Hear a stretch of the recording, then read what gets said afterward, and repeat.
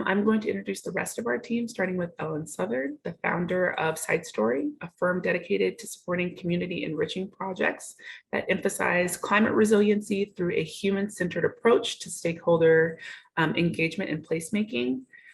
Then we have Rachael Meyer. Rachael has led Weber Thompson's landscape architecture studio since 2015, with the focus on integrating landscape and with urban development. Then we have Joe Sullivan with the King County Wastewater Treatment Division.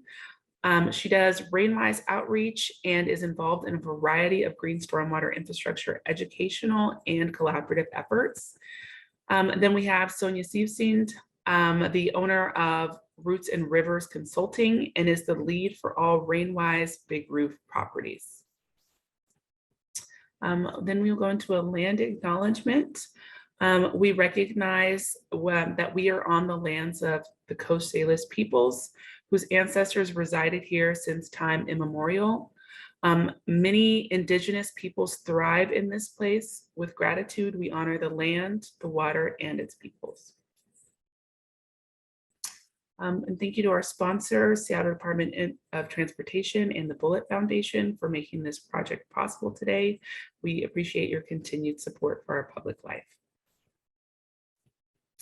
A little bit of Zoom protocol. This content will be recorded and posted to our website for folks that were unable to attend today. We ask that if you have questions during the event, you put them in the general chat box or message me directly with your questions, and they will be answered during our Q&A period. The photo in the bottom of the slide has directions on how to start live transcripts for this presentation. And during this workshop, you will have the opportunity to participate in polls that will pop up on the left side of your screen. Participation is anonymous and optional. A program overview. First, we will set the stage for our neighborhoods. Then we are going to go into a little Stormwater 101 to talk about why we're here and the problem. Then we will talk about green stormwater infrastructure, some of the nature-based solutions that can help solve the problem, then cover a few incentives and resources for property owners to put in GSI. Then Rainwise will go into depth about their program, which offers incentives for landowners to put GSI cisterns and rain gardens on their properties and include some case studies. Then we will discuss the Waterworks grant program that can provide substantial funding for projects that kept our water clean and provide several GSI case studies that they have founded. We will also look into other resources, including the Stormwater Facility Credit. At the end, we will take a look at some considerations about installing GSI and who you might involve in your team, on your team to move forward with the project from an idea to an actual functioning installation. Then very last, we will give you the opportunity to test your property and then come back to our Q&A with any site-specific questions that you may have. And I will lead us into a discussion about our neighborhood. As mentioned, I am with the Capitol Hill EcoDistrict, and the EcoDistrict is a community-driven effort that promotes environmental resilience, socially equitable and culturally vibrant neighborhoods in Seattle's city center. We often describe ourselves as a small but mighty team because we are a team of 4, but we put on some incredibly big projects. We focus on making this densely populated neighborhood livable and sustainable for all people by piloting new and innovative ideas at the neighborhood level that can be scaled throughout the city or region. We center ourselves around community initiatives.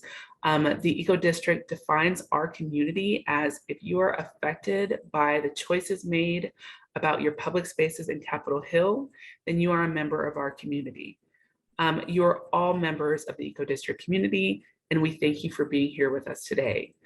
Specific to GSI and Capitol Hill, our projects are currently centering studies that measure the quality of our spaces, how people interact with our spaces, and centering those experiences around community resiliency. Capitol Hill is home to more than 37,000 people and makes up about 5% of the city of Seattle's population. This number increases daily. And as our city is growing, our built environment is hardening. We have launched our GSI pilot projects that have been especially important to us as we are recognizing that our neighborhood is changing and it is incredibly necessary to find ways to preserve our waterways. So a bit about our pilot projects. The EcoDistrict began to launch our first pilot projects in 2021, two of which are specifically geared towards GSI in the environment. Our GSI projects has consisted of walking tours of Capitol Hill, which have highlighted existing GSI structures, as well as places where GSI could be improved. As a second component to this project, we have commissioned 2 artists to design 4 rain-activated murals on 4 streets in Capitol Hill. These murals are especially unique in that they represent a water story or water travel throughout our neighborhood. And the paint only shows when it comes into contact with rainwater. So when it rains, these murals will light up and be gorgeous on our streets, which will give us a really great opportunity to enjoy the rain that we have a lot of in Seattle. The final aspect to our GSI pilot project, you guys are actually all participating in. It is a workshop aimed to promote GSI opportunities with the hopes that we can support locals in finding opportunities to incorporate GSI in their future projects. Our Capitol Hill Connections project is an environmentally focused one, which will build a biodiversity corridor along 11th Street. This project will create gardens that support biodiversity, such as birds and pollinators. It will reduce heat islands through tree canopy and other vegetation and contribute to our food supply, and as well as help manage stormwater. The program facilitates community engagement and teaches our neighbors about incentive programs for adding corridor locations near their homes. It will offer opportunities for both homeowners, renters, and visitors to engage in enhancing gardens in our neighborhoods. As a part of our project process, it has been incredibly important that we partner with agencies that specialize in these subjects. The EcoDistrict has collaborated with Seattle 2030 District and Rainwise to craft the educational content and to promote GSI activation around the city, with the hopes that we can disperse enough information to get public engagement and to make a difference in our communities. I will pass this over to Ellen to talk about the Seattle 2030 District.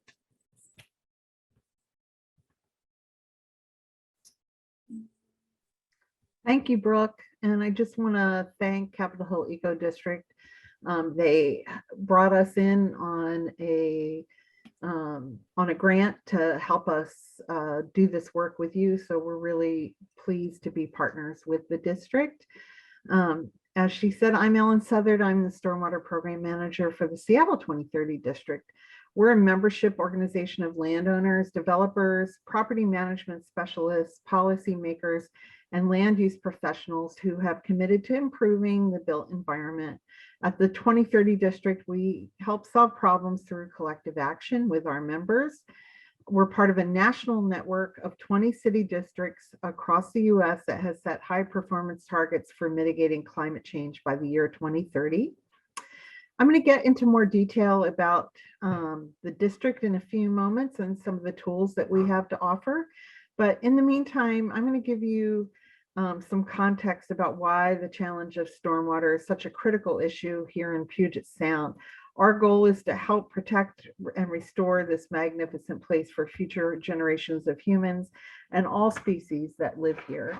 And the thing with Puget Sound, it's a really delicate ecosystem. It's the second largest estuary in the US, second to the Chesapeake Bay area. And it is fed by 173 creeks, streams, and rivers. And throughout the year, there is, throughout the year, there is an annual pollution rate that is equal to the Exxon Valdez spill of 1984, which was the largest, second largest spill in our nation's history. There was 10.8 million gallons of crude oil that spilled into Prince William Sound at that time. And collectively, that is what we receive in Puget Sound every year. So those 173 creeks and streams that feed the sound that I mentioned earlier pick up the pollutants off of our roadways, highways, and paved areas and carry those pollutants into Puget Sound. And here in Puget Sound, we are also challenged by rapid ocean acidification. So as all those pollutants enter the salt water, they become acids that are impacting our fish and our shoreline areas. The colder the water, the more rapid acidification occurs. And so that is one of the big challenges that we have here in Puget Sound. Just want to go back for a moment too and acknowledge that, the cultural identity of the Coast Salish people is really tied to clean water. Our local tribes have been here for hundreds of years, and they depend on clean water for their historical practices and for their main economy of salmon fishing. From an environmental social justice perspective, if we can't protect Puget Sound, we are doing great harm to the cultural identity of the Coast Salish people, and we're doing great harm to other species, including ourselves. So the other really important thing to think about where the environment is concerned is how it is interconnected also to our economy. In Washington State, commercial fishing as well as shellfish operations provide over 200,000 jobs in our state and 14 billion in revenues. And that does not include tribal fishing. So it's a very vital part of our economy. And of course, tourism, when you think about it, and we think about the fishmongers down at Pike Place Market that throw the fish and all of the tourists that come to see that. So it is vital to really our identity of place and our economy to keep our fish population safe and our water quality clean for fish. And then there's our food system. So the Washington State Department of Ecology has reported that 32% of all adults in Washington State eat salmon as a primary protein source in their diet. And when we think about it, the salmon contain the toxins that are in Puget Sound, and those toxins end up getting into our body as a result of salmon being an important protein. So just something to think about, that whatever ends up in that water can end up in us. And then there's species survival. Many species of salmon are on the brink of extinction. The Chinook and the sockeye in particular. The Chinook is actually an endangered species here in the States. Up in British Columbia, both sockeye and Chinook are listed as endangered. And we really want to motivate people to think about how our actions impact other species. One of the challenges too that I mentioned earlier, when all of that stormwater is running off of our roadways and highways, it's picking up tire dust. And last year there was a number of news stories released, and you can Google them, fish dying from tire dust. But there is a new chemical that has been identified through that tire dust. It's called 6-ppd quinone, and that too is entering the water. Only in the case of the coho salmon, who are the most vulnerable to pollution, once they are exposed to this polluted stormwater and to the 6-ppd quinone, they typically die within 2 hours of that exposure. So it's really important that we all find a way to participate in managing stormwater here in our region, and how we can also protect these other species. And in 2018, I think the survival of orca became a really prominent issue of discussion in Puget Sound when Taliqua carried her baby for 17 days. The orcas are not only exposed to these legacy contaminants, but they really depend on a healthy salmon population for their survival. And with the issues that we're facing with salmon extinction, we are literally starving our orcas. So again, an important thing to remember is that if we consider the interconnectedness between our decisions, and other species and Puget Sound in general, we can really all figure this out together and solve this problem. Now, a little bit about the 2030 district and how we're committed to working on this issue of climate resiliency and stormwater. We have 260 buildings within our district that are committed to reducing their impacts. That equals 60 million square feet of commercial office space and multifamily housing. We really exist to break down barriers to sustainability and market efficiency. We're here to make Seattle a more sustainable place and a healthy community. We feel that we play a really big role in contributing to climate resiliency through our planning and our tools. And we are part of, as I mentioned, a greater network of 20 different districts in 20 cities across the country.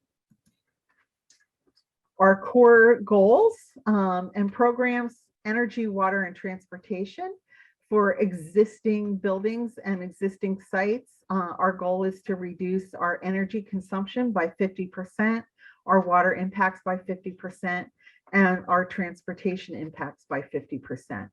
With new construction, we've set a higher goal, 70% reduction in energy and achieving carbon neutrality by the year 2030. 50% reduction in our water impacts, both in terms of stormwater, but also water use. And then 50% in terms of transportation. Now, with that 2030 impetus to reduce our impacts, we focus on green stormwater infrastructure as a key solution and provide a lot of education opportunities, just like tonight, to talk about green stormwater infrastructure. We have funding from King County Waterworks to explore stormwater credits and mitigation type policies in the district where GSI isn't feasible. We are looking to create some funds for mitigating water quality in other parts of the watershed. And then we also partner with Seattle Public Utilities, and want to highlight that Seattle Public Utilities has its Green Business Program and offers free water assessments for your businesses. And that does include the faith community.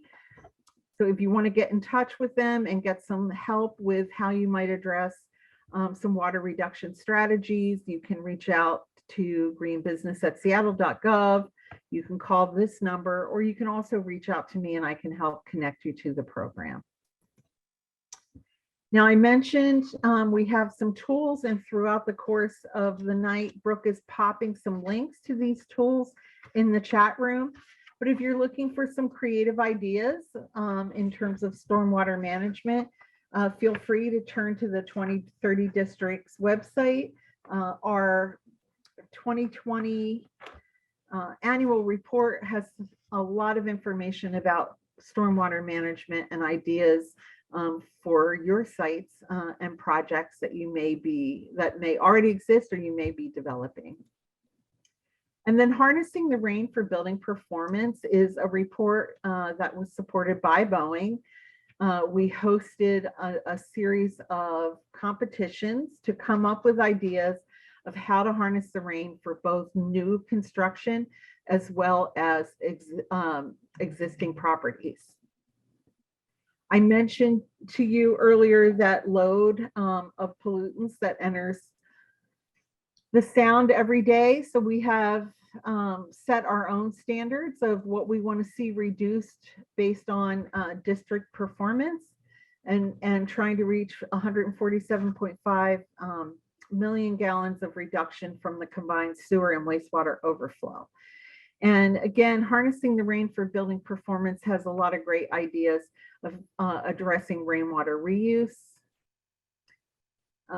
Within that study and also on our website, you can turn to a water calculator that was developed by Earth Economics with the Seattle 2030 District and piloted with some of our members. This study is really, it's a tool that helps you enter your own data and helps you establish some understanding of your capital costs and your operations and maintenance costs when it comes to water, and looking at water savings and rebates. It's a very simple tool to use. We do not collect your data, but we welcome if you would like to share your data with us. We are looking for data, but that is not a requirement of using the tool. So I would encourage you to check it out if you want to increase the performance, both in terms of water conservation as well as stormwater reductions. And then last but not least, the City of Seattle recognizes a number of rating systems for its permitting process and for what's called its green factor priorities. One of our partners, Salmon Safe, has worked with us to develop a study that looks at all the different green building rating systems that you can apply and how to prioritize stormwater strategies as well as water conservation.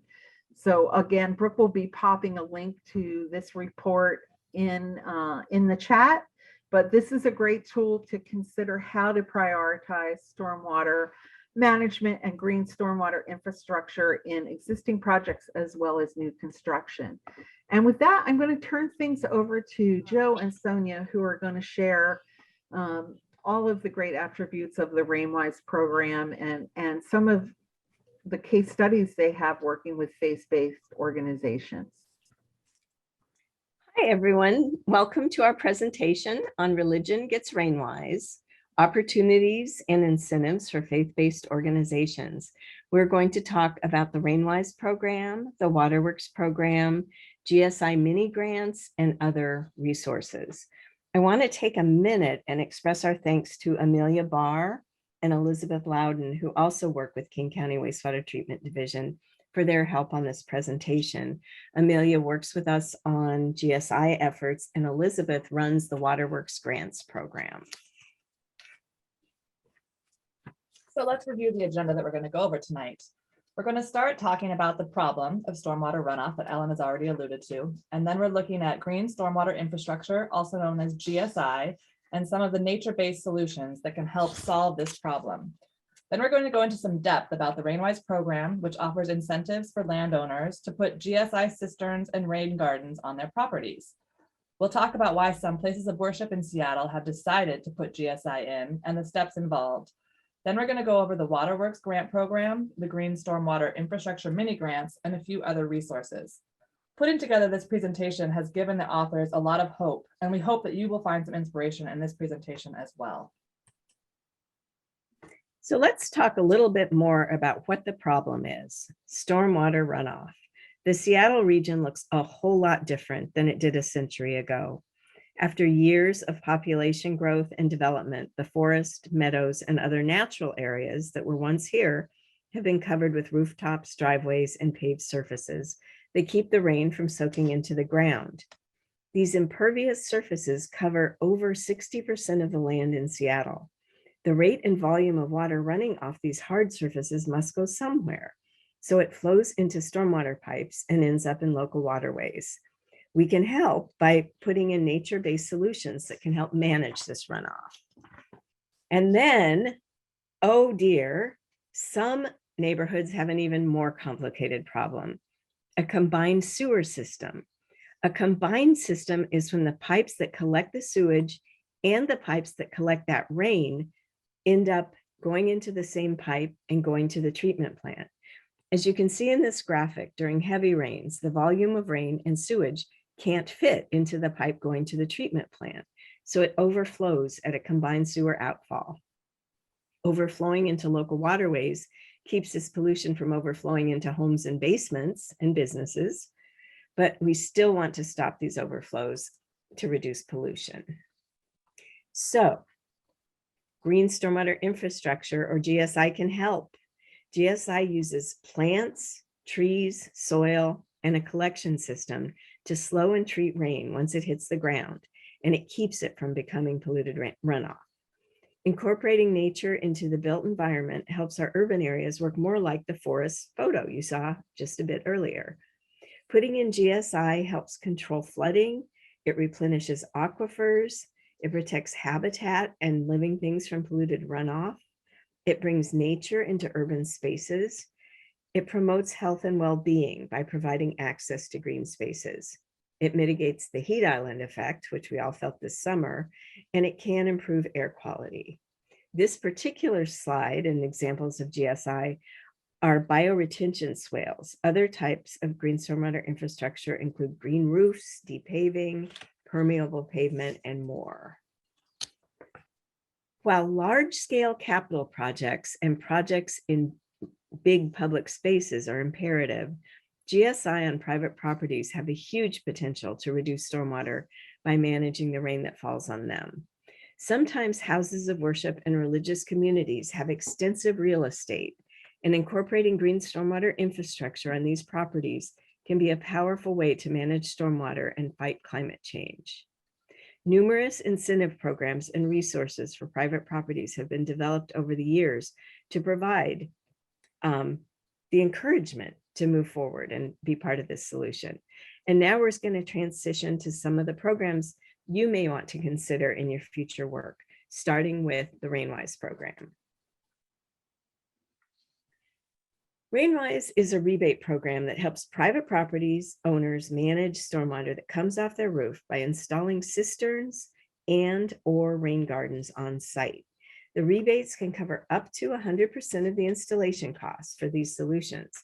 And there's some good things happening. There's nearly 2,200 installations to date, and these capture the rain that falls on over 65 acres of roof and keep 30 million gallons of rain out of the sewer system every year. 62 of these projects are big roof projects like schools, places of worship, apartment buildings, and businesses. And in fact, these big roofs are about 8 acres. So let's talk a little bit more about both the Rainwise process and how rain gardens and cisterns help solve the problem. Here's a rain garden, and it's a bowl-shaped landscape feature that is full of plants and special spongy soil that allows water to soak into the ground. Rainwise rain gardens take the rain that falls on your roof and send it to a rain garden where it soaks into the soil and replenishes the groundwater supply. Cisterns are large above-ground containers used to collect roof water. Rainwise cisterns are designed to capture and slowly release the water back into a rain garden, a bioswale, or back into the sewer system. They are equipped with a low-flow valve, and that is the key to why it works. The slow release of water from the cisterns means it won't rush to the sewer pipes, and it won't overwhelm the treatment plant, which causes the overflows. This valve is opened at the beginning of the rainy season, usually late September, early October, to ensure that the cistern empties when it rains and is ready to fill up again with the next storm. Cisterns are available in a variety of colors, sizes, and shapes, including round tanks and the slimline version you see here. Those are all slimline green tanks that are about 25 inches wide.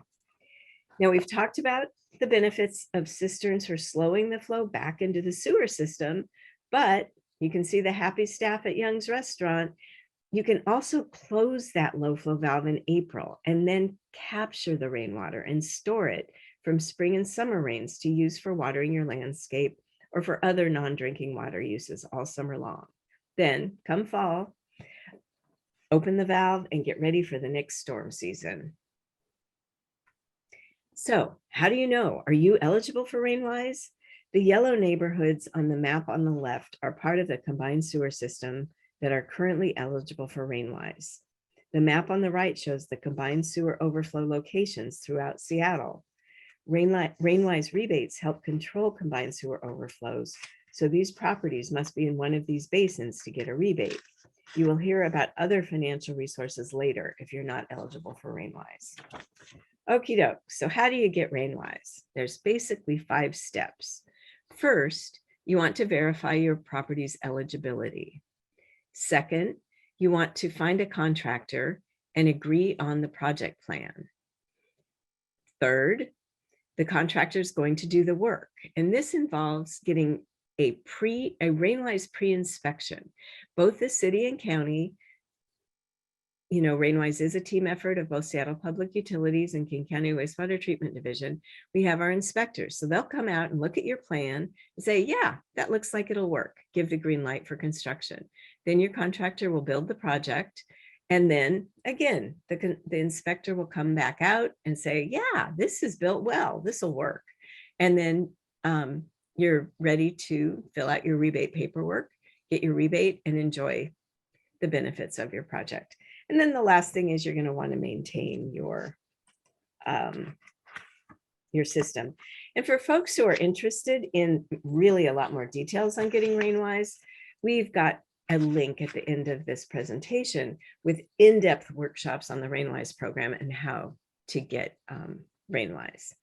So one helpful tip, especially for places of worship and big roofs, is some of our Rainwise contractors offer what's called the vendor payment option. And what this means is you sign paperwork at the very beginning of the project that basically lets the contractor manage the funding and get the rebate from the county or the city. And then the other helpful tool, Rainwise access grants are for individuals who are income qualified and not-for-profit organizations. If you've got an installation and the rebate doesn't quite cover all of it, this allows for up to $1,000 to cover out-of-pocket expenses that may not have been covered by the rebate. So what is a big roof project? Any building that is not a single family residence can be a Rainwise big roof property. Commonly, these roofs are larger than 2,000 square feet. We currently have 62 big roofs in our portfolio. That includes 2 businesses, 31 places of worship, 5 community centers, 15 public or private schools, and 9 multifamily housing buildings. The larger the roof, the bigger the rebate to keep Puget Sound and our waterways clean. Before we get into these specific case studies, let's look at the motivations and what is needed to get started. This headline from Religion News Service in February summarizes the motivation of many places of worship. Quote, rain gardens are a practical, ecological, and theological solution for houses of worship. They point out that rain gardens satisfy a common theological thread running through many faiths, a commitment to treasure the earth created by God. Seattle's congregation Beth Shalom was featured in this article. You'll hear more about them later. The first and only Rainwise mosque is in Delridge. Their motivations for getting Rainwise included environmental stewardship, basement flood prevention, and education of Hope Academy students and community members. These are some powerful quotes that our faith partners remind us of their commitment.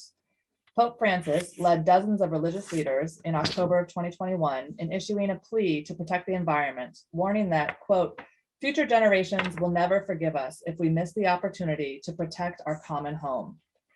Climate change is real and mainly a result of human activity. The problem is urgent. We must all change our day-to-day actions to live more sustainably. Reducing greenhouse gases requires honesty, courage, and responsibility. Solving climate change means protecting the planet and vulnerable people, and we must hear both the cry of the earth and the cry of the poor. Faith can guide us. The entire material universe speaks of God's love, his boundless affection for us. Soil, water, mountains, everything is, as it were, a caress of God. The problems are big and urgent, but hope remains if we act in honesty and love. Humanity still has the ability to work together in building our common home. Truly, much can be done. So let's talk about some of the most common considerations that come up when institutions are thinking about putting in GSI. A big one is space challenges, always needing to secure the maximum square footage for parking and playgrounds and not losing an inch of space. Also, it's common to want to work to solve existing drainage concerns, whether that's a basement flooding, a pooling parking lot, a soggy lawn, some kind of existing problem with water. Another question that a lot of people have is trying to address gardening and landscaping issues. So maybe there's a desire to beautify the space, and could a rain garden elevate that? There's current plantings that need more water. Could a cistern support that? Just looking at the existing landscaping and making it work better for that community group. The last question is often about cost, and can the rebate cover the entire project? Are there long-term savings possibilities? Is the contractor able to front the expenses while we wait for the rebate, which is what Joe was just explaining about the vendor payment option. And really thinking about the schedule as, is there other construction down the pike for this institution? Are there remodeling happening? Is there a way to dovetail those priorities and meet the needs of the congregation or the school?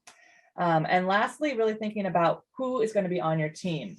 So each big roof project has its own unique needs. And given that every address has its own decision-making bodies and processes, we have found it's effective to really involve stakeholders from the beginning to have them help move the project forward. And that can include inviting the community of decision makers to educational presentations, to interviewing your contractors, to pre-inspections, to community celebrations. All can be a helpful way to be inclusive and grow engagement throughout the process. Getting buy-in from all the parties involved also ensures ownership and care and maintenance of the final project. We have seen big roof projects succeed when they prioritize including property owners, maintenance staff, educators, tenants, facilities managers, gardeners, board members, PTAs, green teams, and more. As part of preparing this presentation, we have reached out to our faith-based big roof installations of the past and asked for their advice. Who from your congregation was involved in your decision to get involved in throughout the design and installation process? Here's a typical response. Our board of directors, our executive director, our building custodian, and our building and grounds committee members were all involved. In preparing this presentation, we also reached out to some of our customers and asked, what has worked for your facility to maintain your installation? People had all different answers. We found this one especially creative and inspiring. Quote, we have had no difficulty in maintaining the installation. We have a ritual involved with opening and closing our cistern valves, since those times of year correspond to switching our liturgy from praying for rain to praying for dew. So there's all kinds of creative ways to make these projects work into what you're already doing. So one of our first big roof projects was Peace Lutheran Church in West Seattle. This project was done in 3 phases. The first phase was a beautiful rain garden on the west side of their property, capturing rain in 2 huge cisterns. The next phase was the beautiful rain garden in front of the church, framed by a smooth handicap accessible walkway to the front of the church. And the final phase was 3 cisterns hidden behind shrubbery for summer watering. The church has hosted multiple neighborhood events and has signage describing the project to get the neighborhood excited and involved. When it was done, their project included 5 cisterns, 2 rain gardens. They captured their entire roof, and they're managing almost 80,000 gallons of stormwater every year. Here are a few photos showing the process. While you look at the photos, I want to read a quote from Pastor Eric Kendham. We wholeheartedly support the Rainwise program and, a couple years in, are feeling great about our project. We ended up working closely with the contractor we chose in terms of design and execution of the project, and had some workday preparation opportunities in which our folks, young and old, participated. This deepened our sense of ownership for the project. We feel this project speaks strongly to our neighbors here about the values we hold as a community of faith and the importance of connecting the dots between our worship life and environmental stewardship.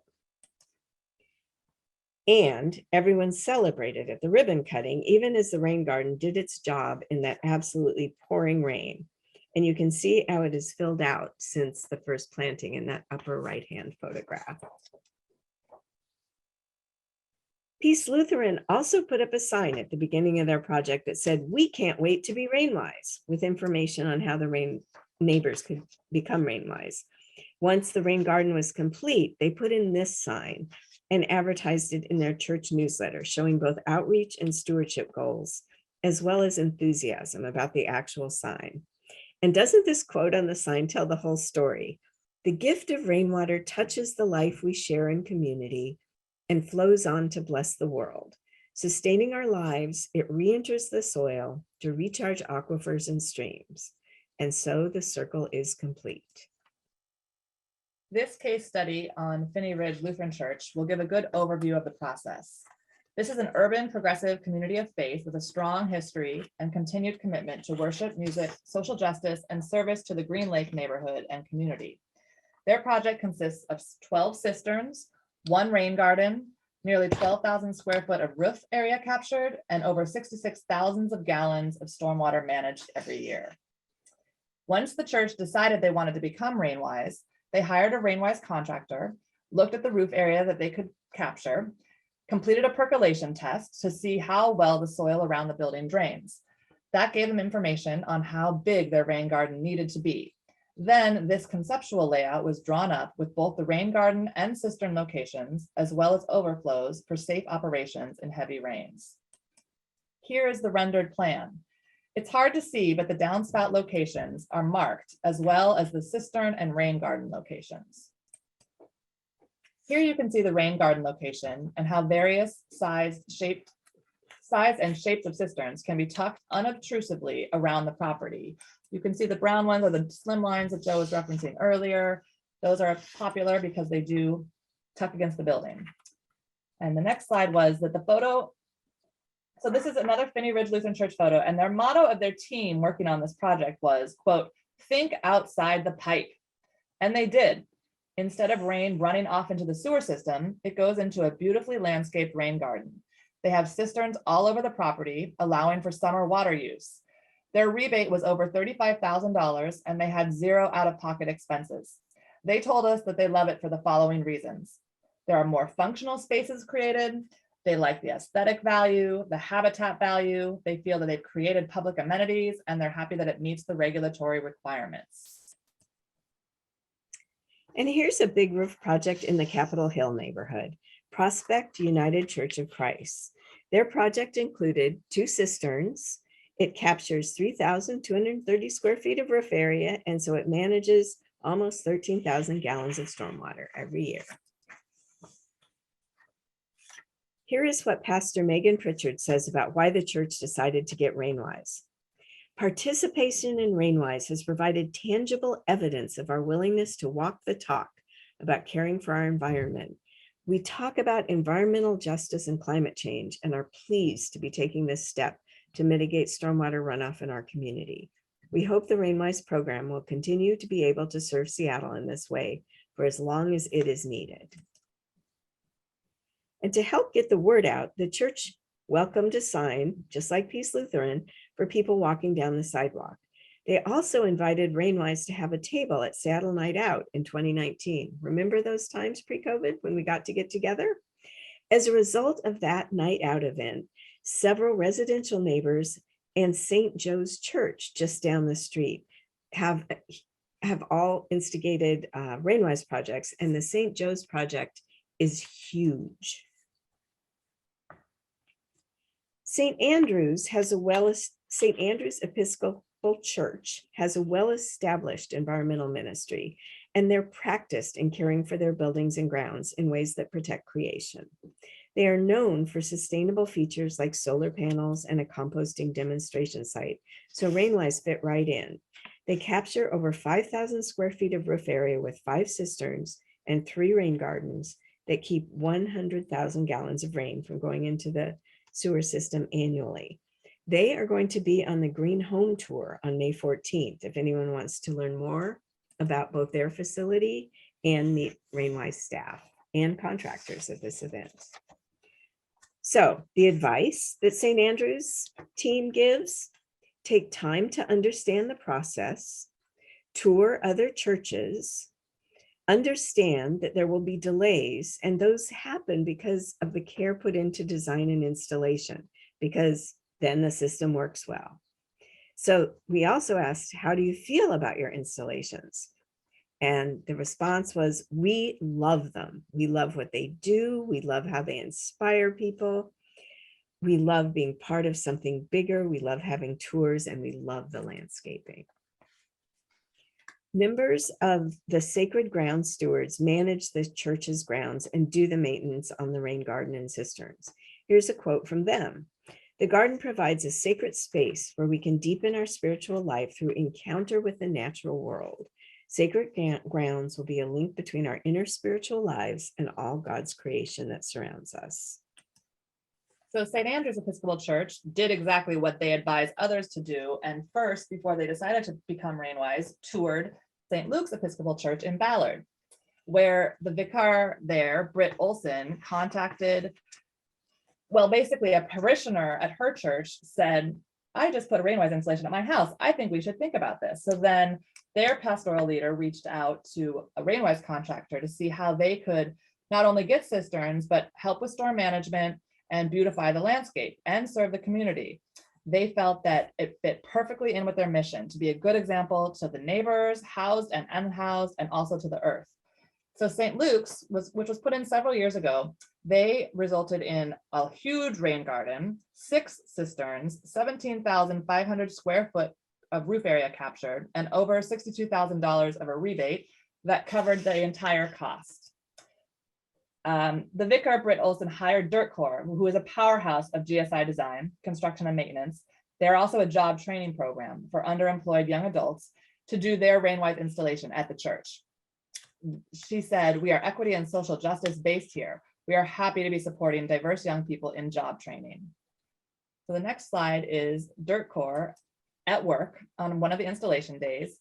You can see workers here checking on rain guard calculations, shoveling dirt, maneuvering wheelbarrows, speaking in English and Spanish to each other, planting plants, and really getting an amazing project for the neighborhood done. This example is Congregation Beth Shalom in Ravenna. It captures the rain that falls on over 9,000 square foot of roof, manages over 50,000 gallons of stormwater a year, and they have 7 cisterns and 1 rain garden. So are you thinking about getting started?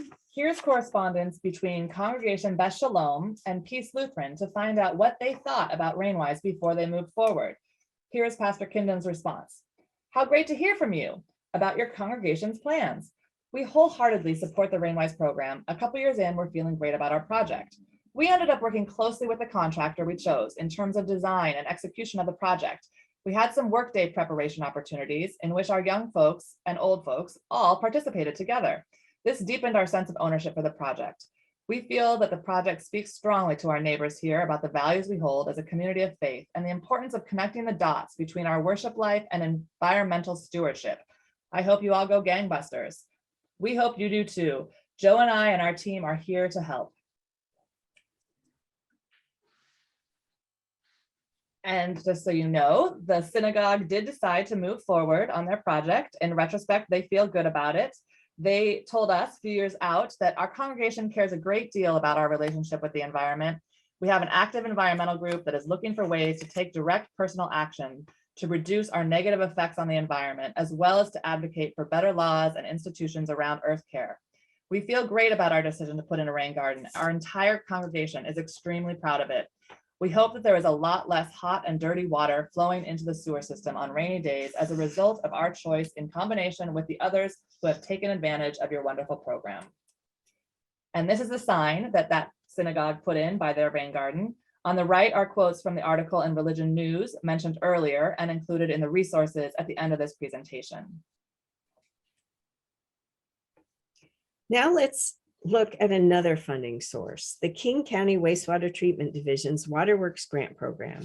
Waterworks provides funding for projects that improve water quality in the service area of King County's regional wastewater system. This service area covers South Snohomish County, most of urban King County, and part of North Pierce County.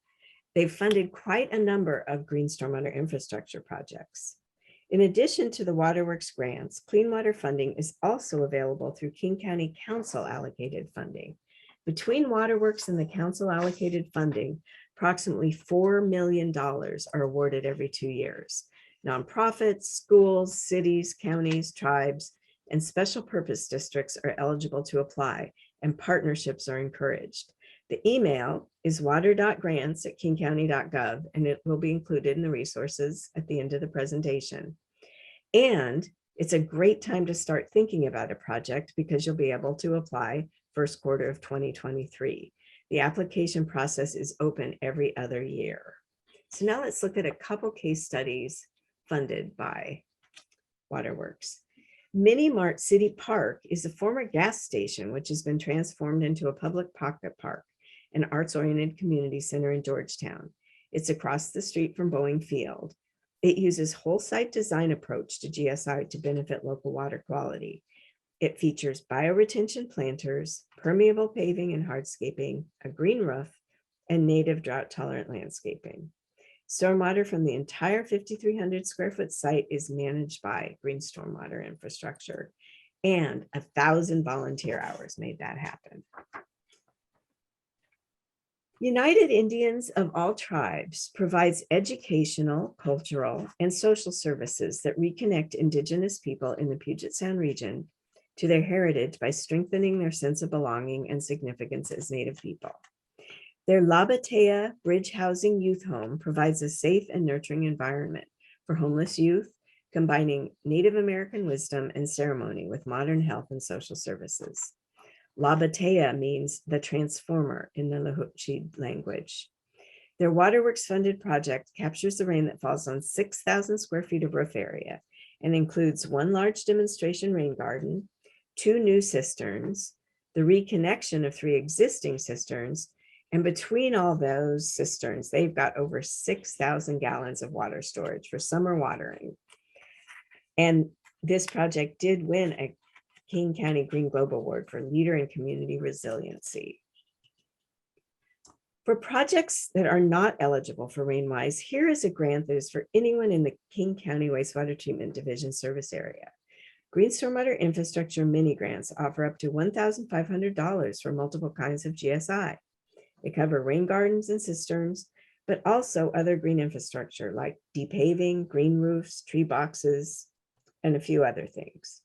Low-income and community-based nonprofit organizations can receive up to $4,500. Shown here is an example of a depaving project where a chunk of Highland Park Improvement Club, their parking lot was replaced with permeable pavement courtyard, rain garden, and lots of plants along the sidewalk. Information on these grants and other incentives are included in the resources part of this program.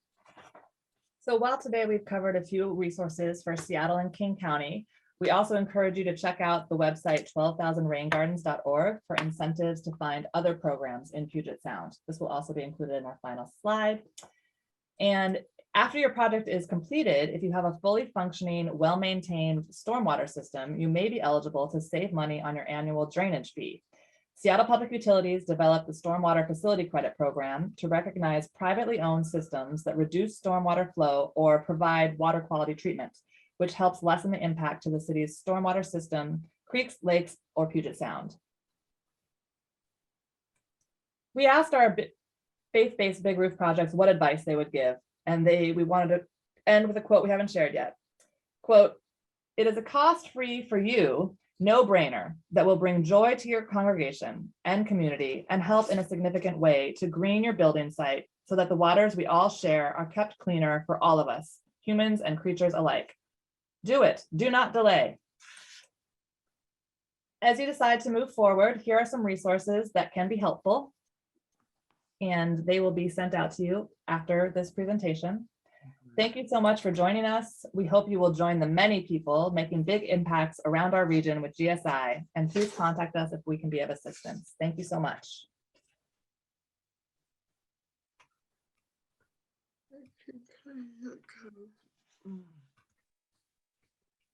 You're muted, Brooke. Awesome. Thank you everyone for staying through such a great program.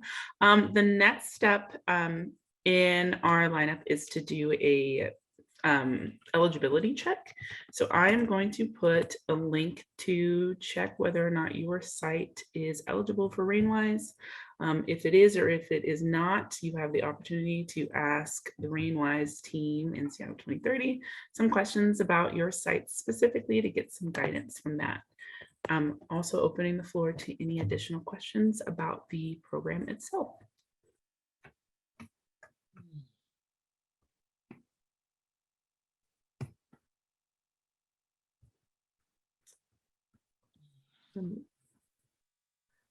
Kim or Jack, is there anything we can do to help you? Yes, I have a question. I'm trying to get my video on. Okay. Well, I'll ask my question while I'm doing that. A big roof project, can it be, and how would that occur to break it up into different phases? Good question. I think that Peace Lutheran is a perfect example of that. Basically, with the Rainwise program, as long as you capture over 400 square feet of roof area that's new, you can have as many Rainwise projects as you want. So Peace Lutheran, first thing they did their rain garden and 2 cisterns on the north and west sides of their building. And then that occupied a fall. And then the next spring, and partly because they had the front of their church really needed some landscaping help. And they had a decrepit sidewalk. So as their congregation aged, they really needed it to be more accessible. So they were able to take their time and really design a beautiful curving sidewalk that was very accessible around a rain garden that's absolutely gorgeous. And their sign is right in the middle of that one. And then their third part was really kind of an afterthought. It was planned, but it wasn't nearly as, that second phase was quite extensive. And the third was just putting 3 more cisterns in, round ones that, what were they, about 500 gallons each. So it gave them more summer water. So that was pretty easy. Those last 3 cisterns are just hidden behind bushes. So it made it easy for them. It made it easy for the contractor. And so, yeah, as long as with Rainwise, you know, some other places have a garage that's large, and that might be a separate phase from the actual building. Sometimes front of buildings one phase, back of buildings another phase. So definitely it's possible to phase it. And sometimes people want to do everything at once because it might be cheaper to get all the cisterns delivered at the same time. So, you know, every project is different, and you're dealing with those considerations that Sonia spoke of earlier, and whatever the team that you're working with. We've had other archdiocese properties where they have like an admin building, a church, a school, a house that they rent out to students who are coming through, who are interning at the church. So sometimes that's a natural phasing of it. They really do own multiple properties. Sometimes it's like what Joe said, it's about where the roof is going. Sometimes it's about existing construction needs, but it is really different every site. Sure. And do you know, is that, if you go into a project, a big roof project, knowing that it's going to be in phases, could that all be laid out in the first inspection, or does each phase require, in a way, restarting the process? That's a really good question. And here's what I think the answer is. In that first inspection, where you're looking at the phase that you're about to implement, you get a very detailed, you know, the pre-inspection, you get the official green light, but take advantage of having the inspector there to mention the subsequent. And since you are on site, look at those things. Sure. Now, if let's say you actually have 4 different phases, and you're going to do one first, but your plans are already drawn, I suppose you could actually, you know, say, yes, we're doing this one in the spring, and here's the actual plan for the second one, although I'm not going to do it until August. So if all the phases are planned, I'd say you could take advantage of their time, but I'm guessing that the facility is going to usually know what they want to do and have a good idea for the first phase, with a little more things up in the air in subsequent phases, but nonetheless, you can still get that inspector expertise at the pre-inspection. And sometimes also big roof properties are complicated. So as you construct, our inspectors are willing to come out after pre-inspection if there's a few things that have come up that were not foreseen that need the inspector's input. They're willing to do that for no charge. Okay. I have 2 more questions. That's good. I have 2 more questions. Can I ask them now? Yes. Is there a more as far as testing the side sewers before a big roof project even gets off the ground, is there a more vigorous recommendation for testing the functionality of the side sewers, in addition to just running water through a garden hose down them, like it might be common for residential property? Like going into it, is there, a way to ensure, or what would be the way to ensure that everything below ground is functioning properly?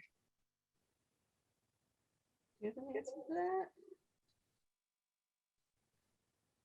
Not really. That's a tricky one Yeah.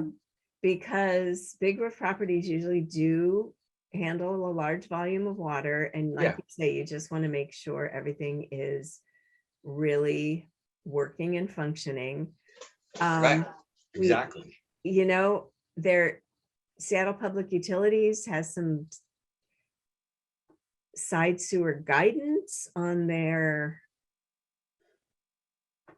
Yeah, okay. website, but we don't have a good answer for you. I think that inquiring of the facility, have they, done the side sewer inspection? What are the results? Yeah. The perk test is going to tell you a lot about what the soil type's like. But so the bottom line here is probably get advice from somebody who's more of a side sewer expert than we are. And that conversation often happens when the customer and the inspector are walking around the site. So those kind of things, I've seen it pretty frequently where the customers contacted you, the contractor. They often have a pretty good sense of how well Right. the sewer is working or not and what the problem issues are. And then I've seen when the inspector's walking around, there's some troubleshooting on site, like, oh, maybe this is what's causing the problem. And maybe that garden hose test wasn't effective enough. And so there are conversations, but I don't feel like there's a resource to send you to that I can think of. Okay. Because that's a pretty, it's a pretty good concern, because you can, as a contractor, you could feel good about not having any negative impact, which is sometimes, occurs. And so it's just something I was thinking about, because if you have drainage that was 4 downspouts and now it's going into one area, taking out 3, it's a big change for the infrastructure of the facility. And so it's nice to be able to, I would think, it's what I do with the residents. It's nice to be able to say this is going to work, and so there's not going to be any problems down the road. And then we can do a great project and then store the water for our later use, or slow it down and send it to the sewer. So thanks for the answer.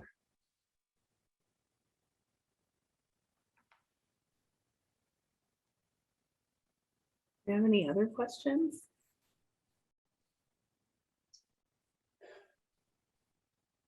I have a question about a big roof project for the congregation I'm a part of.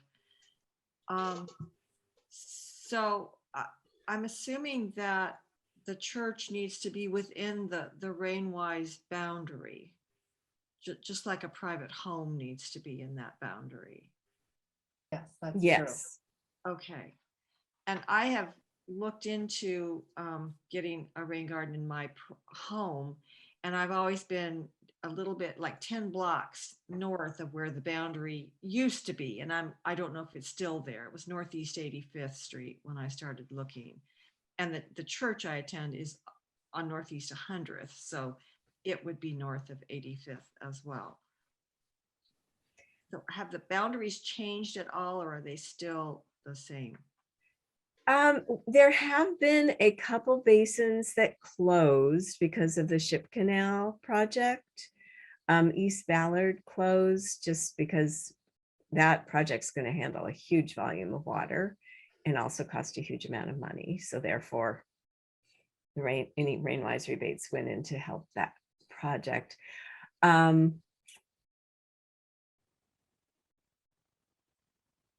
There are probably going to be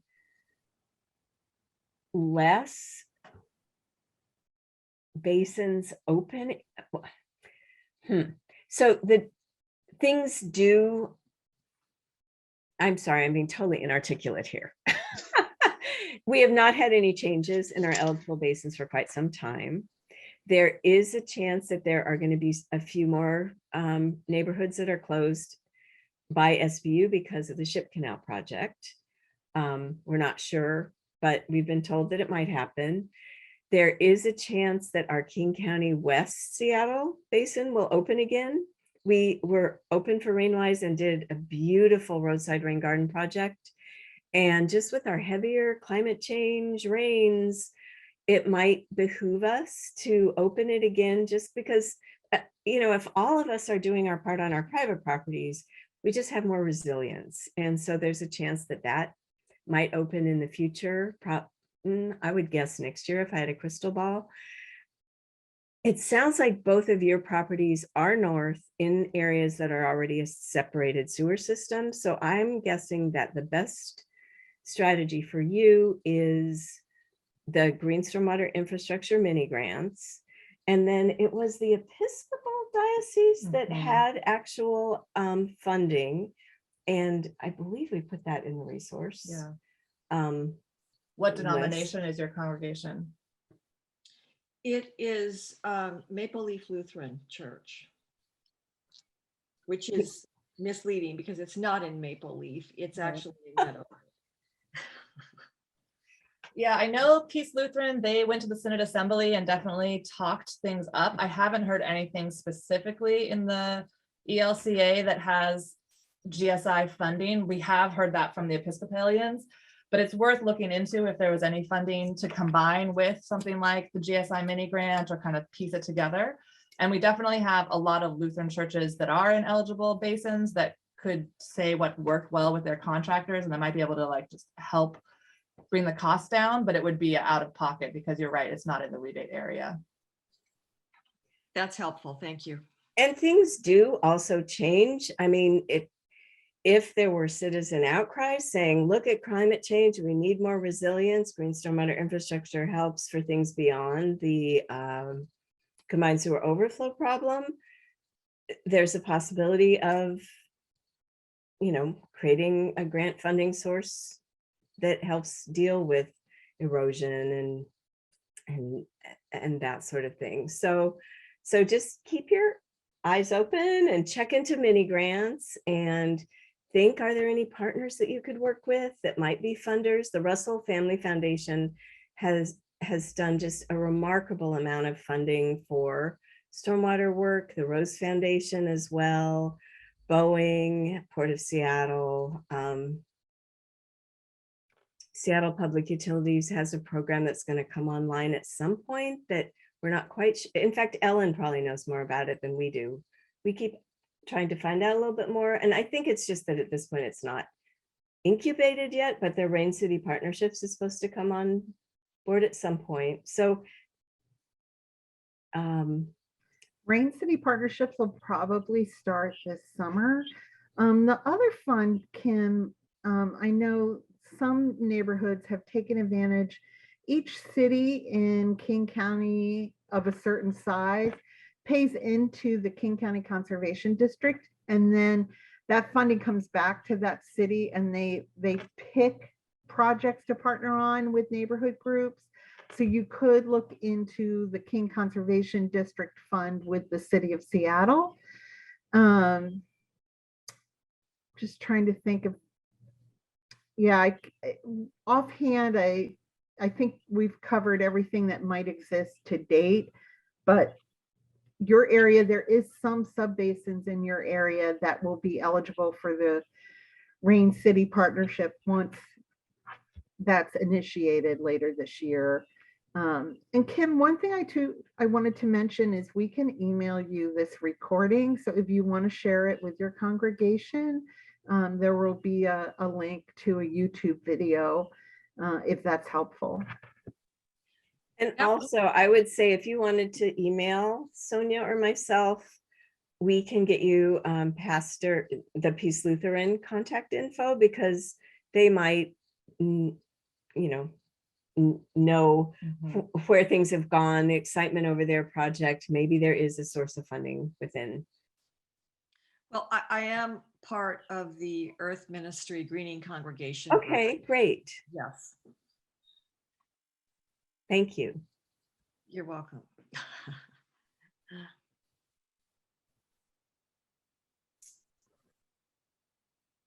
Any other questions?